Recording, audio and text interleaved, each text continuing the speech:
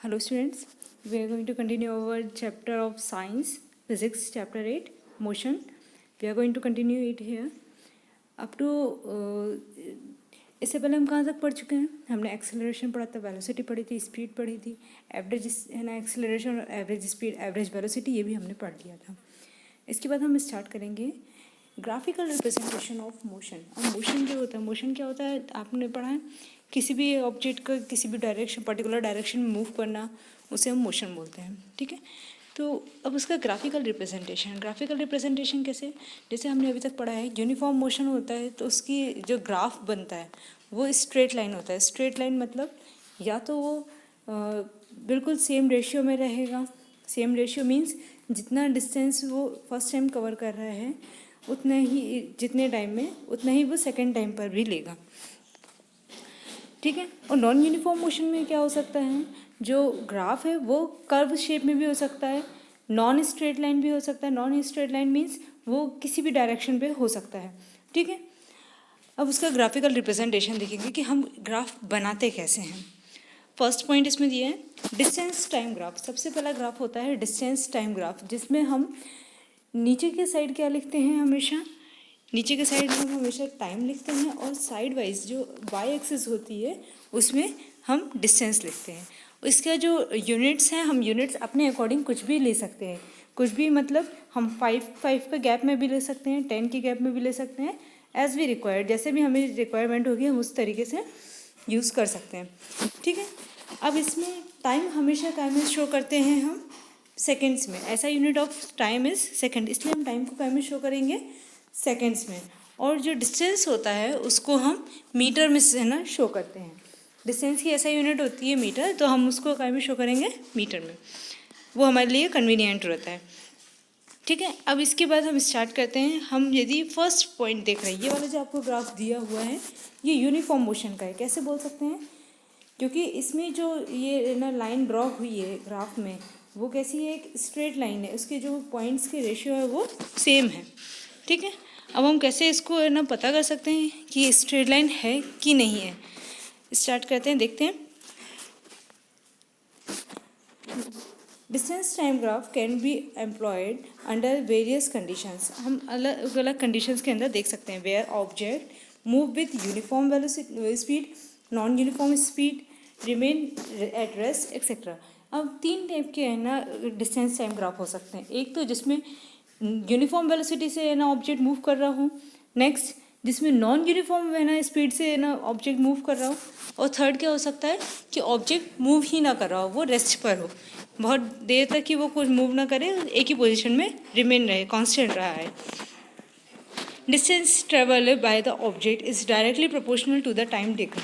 अब यूनिफॉर्म है ना मोशन में क्या होता है, जो डिस्टेंस ऑब्जेक्ट कवर करता है वो डायरेक्टली किसके प्रोपोर्शनल होता है, जितना टाइम वो ले रहा है उसके. दस for uniform speed a graph of distance travelled against time is a straight line. इसलिए यूनिफॉर्म स्पीड वाले का ग्राफ हमेशा कैसा रहेगा, एक स्ट्रेट लाइन रहेगा, जैसे हमने फिगर में देखा है. The portion OB of the graph shows that the distance is increasing at uniform rate. और इसमें जो OB पार्ट शो किया है हमें, यहाँ से O से लेके B तक का जो पार्ट है, लाइन स्ट्रेट लाइन है, ये हमें क्या शो कर रहा है कि जो भी ऑब्जेक्ट मूव हो रहा है वो यूनिफॉर्म स्पीड में है, एक जैसी स्पीड में मूव हो रहा है. We can use the distance time graph to determine the speed of an object. हम इस डिस्टेंस टाइम ग्राफ का यूज़ क्या है, हम किसी भी ऑब्जेक्ट की स्पीड को है ना डिटरमाइन करने के लिए इस ग्राफ का यूज़ कर सकते हैं. To do consider a small part A B. ऐसा करने के लिए हम क्या देखते हैं, इसी ग्राफ का हम पार्ट ए बी देख लेते हैं, छोटा सा पार्ट. ठीक है, draw a line parallel to the y axis from the point A and another line parallel to the y-axis from point B. अब दोनों एक्सिस से, x और y एक्सिस दोनों एक्सिस से हमने एक एक पॉइंट ड्रॉ कर लिए हैं, पॉइंट B एंड C जो कि पैरेलल हैं. ठीक है, अब इसके बाद क्या देखेंगे, these two lines meet each other at point C. और दोनों लाइन को हमने कहाँ पे मीट करवाया, इससे भी है ना ये पॉइंट, और इससे ये वाला B से भी ये वाला पॉइंट, ये पॉइंट हमने C पे मैच करवाया. ठीक है, to form are triangle A B C. अब इसमें आप यहाँ देख सकते हैं, यहाँ पे ट्राइंगल बन रहा है ए बी सी. अब इसमें हमें क्या निकालना है, now on the graph A C denotes the time interval, A C जो है वो टाइम शो करेगा और जो बी सी है वो डिस्टेंस शो करेगा। सो हम क्या कर सकते हैं, चेंज इन टाइम देखेंगे, कितना टाइम चेंज मतलब कितना टाइम लिया उसने ऑब्जेक्ट में आगे मूव करने के लिए और कितना डिस्टेंस ट्रेवल किया। तो उसके लिए हम क्या करेंगे, वेलोसिटी का फॉर्मूला लगाएंगे। वेलोसिटी का फॉर्मूला क्या होता है, change in speed upon change in time. तो चेंज इन स्पीड, स्पीड कौन सी मानेंगे हम, फाइनल माइनस इनिशियल करते हैं हमेशा, ठीक है, for time also for velocity also, दोनों के लिए हम क्या करते हैं, final velocity minus initial velocity and final time minus initial time, initial मतलब स्टार्टिंग का, ठीक है। अब यहाँ पे क्या करेंगे हम, यहाँ पे हमने S2 minus S1, S2 value कहीं की रखी हमने B वाले पॉइंट की और S1 A पॉइंट की, S2 minus S1 upon T2 minus T1, ये हमें क्या शो करेगा कि इतने पॉइंट A से B के बीच में जो ऑब्जेक्ट की स्पीड रही है वो शो करेगा। Now next, the velocity is represented along the y axis if the object moves at uniformly velocity. अब यह ना, यदि ऑब्जेक्ट यूनिफॉर्म वेलोसिटी से मूव कर रहा है तो वो वाई एक्सिस में हमें शो हो जाता है। If the object move in the uniform velocity the height of its velocity time graph will not be change with time. उसकी जो हाइट होगी वेलोसिटी टाइम ग्राफ की वो है ना टाइम के साथ चेंज नहीं होगी। It will be a straight line parallel to the y axis, और वाई एक्सिस से एक पैरेलल लाइन रही आएगी यदि वो ऑब्जेक्ट मूव नहीं कर रहा है तो, ठीक है। The velocity time graph for a car moving with uniform velocity of 40 kilometre per hour, इसके लिए एग्जाम्पल ले सकते हैं हम। कोई भी एक कार का आपको ग्राफ बनाना है जिसमें 40 किलोमीटर पर आवर की स्पीड से आपको कार मूव करवानी है और यूनिफॉर्म स्पीड में मूव करानी है, तो आपका ग्राफ कैसा बनेगा, ये आपके लिए एक्टिविटी है। अब इसके बाद सेकंड पार्ट हम देखते हैं, इसमें नॉन यूनिफॉर्म वेलोसिटी का the distance time graph for the motion of the car shown this shape of the graph is different from the earlier distance time graph. अब ये वाला जो सेकंड आपको है ना ग्राफ दिया है, इसका जो शेप है वो पहले वाले ग्राफ से बहुत डिफरेंट है। मतलब पहले वाला ग्राफ जो था उसकी लाइन कैसी थी, एक स्ट्रेट लाइन थी, बट इसमें क्या है, यहाँ पे ये स्ट्रेट लाइन नहीं है, थोड़ा सा कर्व शेप है, ठीक है। यहाँ पे पॉइंट्स का जो डिस्टेंस है, रेशियो है, वो भी अलग अलग है, कोई फिक्स्ड रेशियो नहीं है। इसलिए हम क्या बोल सकते हैं, ये जो डिस्टेंस टाइम ग्राफ है ये नॉन यूनिफॉर्म मोशन के लिए है। We can also study about uniformly accelerated motion by plotting its velocity time graph. इसी तरीके से जैसे हमने डिस्टेंस टाइम ग्राफ बनाया, ऐसे ही हम वेलोसिटी टाइम ग्राफ भी बना सकते हैं। जहाँ हमने डिस्टेंस लिखा है उसकी जगह पे हम वेलोसिटी लिख लेंगे और क्या करेंगे, वेलोसिटी के ना उसको ऐसा यूनिट में उसको मेजर करेंगे, ठीक है। इसी तरीके से हम है ना बहुत सारे एक्सेलरेशन के भी ना ग्राफ बना सकते हैं, ठीक है। वेलोसिटी टाइम ग्राफ में क्या होगा ये बताया मैंने आपको। वेलोसिटी यहाँ पे इस साइड डिस्टेंस की जगह हम सिर्फ वेलोसिटी ले लेते हैं और टाइम की जगह हम टाइम ही लेंगे। जैसे आपने फर्स्ट वाला ग्राफ बनाया डिस्टेंस टाइम ग्राफ, सेम उसी मेथड से हम वेलोसिटी टाइम ग्राफ भी बना सकते हैं। नाउ नेक्स्ट, अब हमने पहले भी पढ़ा है वेलोसिटी टाइम ग्राफ में क्या होता है कि हम तीन अलग अलग कंडीशंस शो कर रहे हैं। फर्स्ट कंडीशन यहाँ पे शो करी गई है, इसमें यूनिफॉर्म वेलोसिटी शो करी गई है। The velocity time graph of the car moving with uniform acceleration, uniform acceleration के साथ अगर कार मूव होगी तो उसका है ना ग्राफ जो है वो इस तरीके से एक स्ट्रेट लाइन पर आएगा, ठीक है। अब यहाँ पे हमने ना सिर्फ किसी पॉइंट के लिए लिया, हमने पॉइंट ए टू ई के ना बीच का डिस्टेंस हमने यहाँ कंसीडर किया। अगर हम उसके बीच का डिस्टेंस निकालेंगे या फिर मेजर करेंगे एक्सेलरेशन, तो उसके लिए हमने उसको ब्लू शेडेड रीजन शो किया हुआ है। इस मेथड से हम यहाँ पे क्या कर सकते हैं, यहाँ पे इसके ना फॉर्मूलाज भी निकाल सकते हैं। फॉर्मूलाज आप इससे पहले वाले का भी देख सकते हैं। फर्स्ट वाले का क्या देखेंगे, S equals to A C into C D.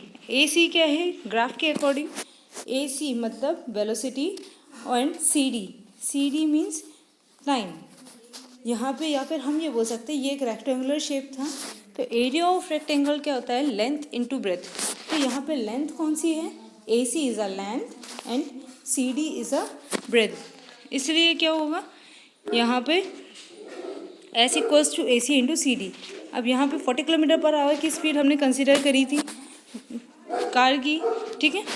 और यहाँ पे टाइम हम चेंज देख रहे हैं, final time minus initial time कर देंगे तो क्या हो जाएगा 40 into T2 minus T1 kilometre. तो area of rectangle ABCD shaded region का वो क्या हो जाएगा, आंसर उसमें आ जाएगा। जो एस निकालेंगे हम वो क्या आएगा, हमारे शेडेड रीजन का जो ब्लू पार्ट शो किया है उसका एरिया आ जाएगा। ऐसे ही आप सेकंड वाले के लिए भी देख सकते हैं। सेकंड वाले में क्या शो किया हुआ है, सेम है।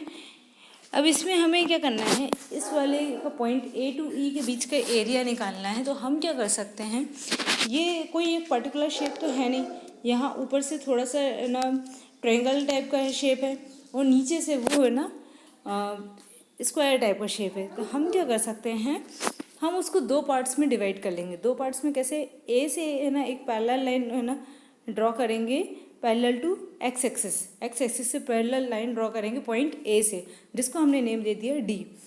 सेम पॉइंट ई से एक पैरेलल लाइन ड्रॉ करेंगे जो वाई एक्सिस से पैरेलल रहेगी, उसको हमने डी पे आके मैच कराया। वो जहाँ पे है ना दोनों मैच करेंगी, जहाँ पे दोनों इंटरसेक्ट करेंगी एक दूसरे को, उस पॉइंट को हमने डी माना है। अब ऊपर वाला पार्ट जो पॉइंट AED दिया हुआ है, इसको हम फर्स्ट पार्ट कंसिडर कर लेंगे हमारे फिगर का, जिसको हम नाम दे देते हैं ट्रायंगल AED।